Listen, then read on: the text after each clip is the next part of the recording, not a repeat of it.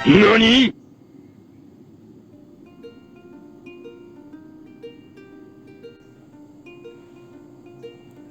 Welcome to my cooking channel, guys. Good morning to everyone, good afternoon, and good evening. So guys, ito po yung iluluto ko today na apritadang chicken, guys. Ayan, may mga vegetables po ako dyan, and this one chicken, guys, 1 kilo. So guys, first time ko po today na magluto ng apritada chicken na ulam po namin for lunch. So, ang gagawin ko po dyan, guys, sa mga gulay is ipriprito ko po muna. Ayan guys, yung pagpriprituhan ko, pinainit ko na po yung oil, guys. So, cook with me, guys. So, let's start! Ayan guys, si Madam Sita. Sita, say hi. So, start na tayo, guys. Muna is ipriprito po natin yung potato. Malinis naman tong mga kamay ko, guys. Itong magical hands ko, guys. So, kamayin po natin and then ilalagay po natin sa... Oh my God. Ay. Hindi po tumatalsik yung mantika kasi mainit po yung yung oil. Pag hindi po mainit yung oil nyo, tatalsik-talsik po pag magprito kayo. So, dapat painitin nyo po muna yung oil, then ilagay nyo po yung mga things na kailangan nyo i-prito, guys. So, ayan. Ganito po yung way ko ng pagluto ng apritada. So, isunod po natin yung carrots. Meron po akong dito, guys, tomato. Konti lang. Ayan yung onions ko, capsicum, and meron po akong garlic paste. Nasa fridge pa lang po, guys. Lalagyan ko po siya ng konting ketchup and soya sauce, guys. At ito rin po, guys, yung soya sauce ko. Ayan. Ayan yung mga ingredients niya, guys. Itong oil, kailangan na po nating ibalik sa lalagyan, guys. Nilagay ko na rin pala yung carrots, guys, dahil konti lang. So, okay lang po yan. Maghalo sila. So, pagkatapos ko po iprito, guys, yung mga potato and carrots, isunod ko rin po tong chicken na iprito. Kailangan pong maprito to, guys, para mas masarap yung apritada natin. And then, ito, guys, is igigisa ko lang to mamaya. Hindi ko na po ipriprito yung capsicum ko, guys. So, ayan. Prito-prito. Guys, yung kitchen namin na araw-araw nyong nakikita dahil guys, I think pwede na po yung carrots natin and potato. So, hanguin na po natin, guys, at isunod na po natin yung chicken natin na ipreprito. Ayan, dito lang po natin ilagay. And guys, I think marami po akong kakainin today. Dahil mukhang masarap ang iluluto ko, guys. Ayan po yung potato ko and carrots. So, isunod na po natin yung chicken. Ayan, guys, nag-gloves ako kasi ayaw ko nang magawak ng manok. Ayan, prito lang po natin hanggang sa mag-brown po siya, guys.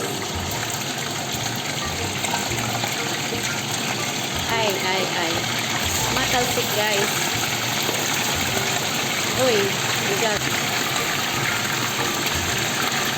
So, habang priniprito natin to, guys, kailangan na din po natin igisa yung onions and this one, guys, tomato. Ayan po yung garlic ko, guys, garlic paste. So, painit na po natin yung oil. Dito ko po, guys, iluluto yung apritada ko. Hintayin lang po nating uminit yung oil. Nilagyan ko na po to ng oil, guys. So, hintayin lang po nating uminit. Then, ilagay po natin yung onions. I think mainit na po yung onions, guys. Yung mantika, guys. So, lagay na po natin yung onions. Ayan.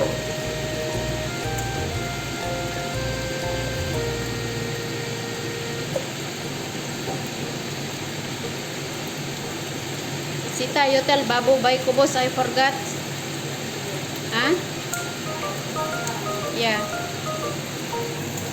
I think pwede na tong onions ko guys. So maglagay po tayo ng what's this? Garlic. Konti lang guys. Tama na yan. So hayaan lang po natin mag-brown ng konti and then wait po natin yung chicken. Guys, ito na po yung manok ko. Baliktarin po natin siya kung brown na yung side niya. So yeah. Look like yummy. Ayan guys, nag-brown na siya. So baliktarin lang natin. Hi.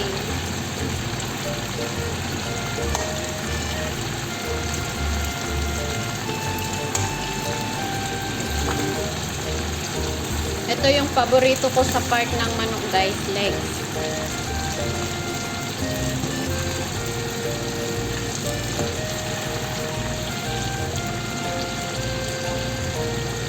Ayan guys, pag naprito na siya guys at naging brown na lahat, ilalagay po natin doon.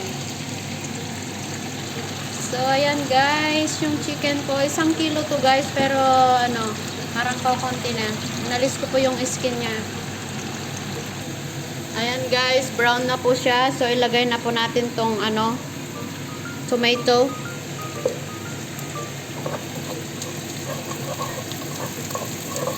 Ayan.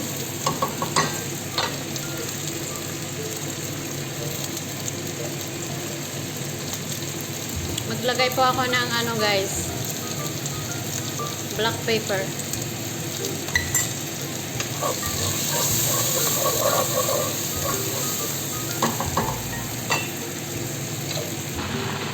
Guys, okay na po tong chicken. So, ilagay na po natin dito. Ayan.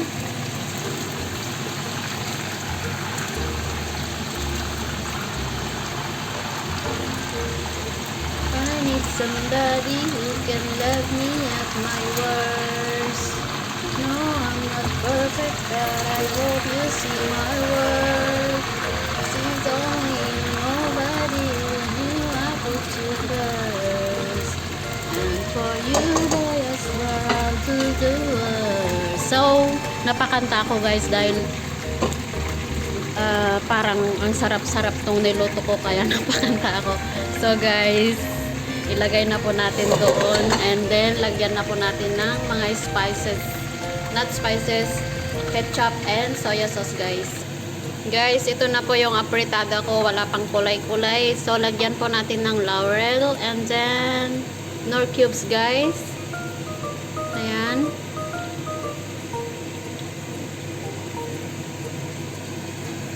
Gisa lang po natin konti guys and then lagyan po natin ng soya sauce and ketchup.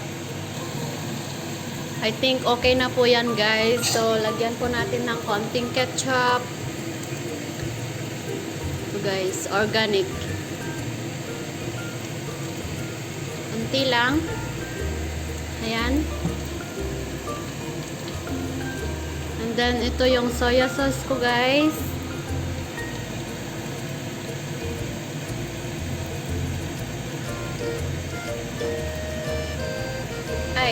Ayan guys, ang apritada ko. So, haluin lang po natin. Pakuluan lang natin konti guys and then lagay po natin yung mga vegetables na prinito po earlier. Yung carrots, potato, and capsicum guys.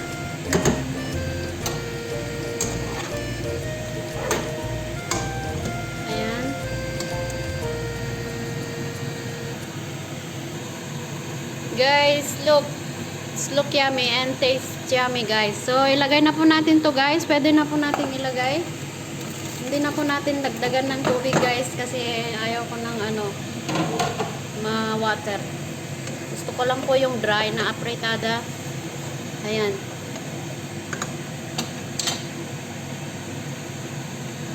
Lagay din po natin tong capsicum guys. Ayan. Maglagay po tayo ng 3 of this guys. And guys, haluin lang po natin siya.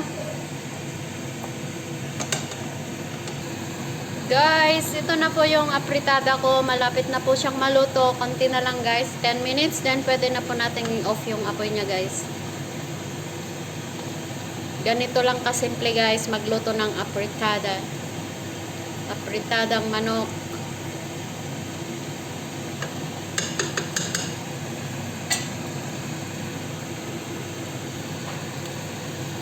Guys, dahil sa apritada kong ito ay marami po ako sigurong makakain ngayon na rice guys. So, pwede na po nating patayin guys yung apoy dahil luto na po yung apritada ko guys. So, thank you guys sa pagsama nyo sa aking pagluluto. Ayan guys, thank you for watching.